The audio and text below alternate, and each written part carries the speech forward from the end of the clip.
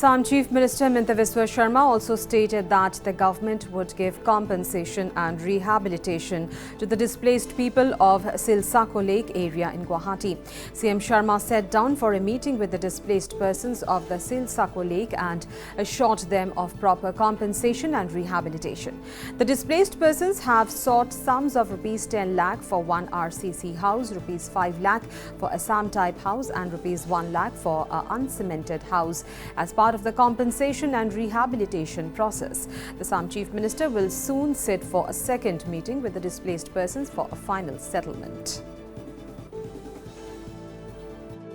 মনটো ভালো লাগিছে দুখো লাগিছে কাৰণ আজি আমি 2.5 বছৰ প্ৰতিবাদ কৰাৰ পাছত সিএম ছাৰে হেফত আমাৰ লগত সাক্ষাৎ কৰিলে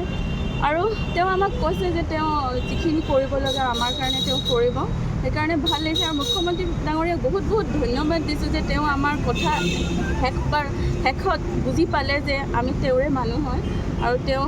আমাক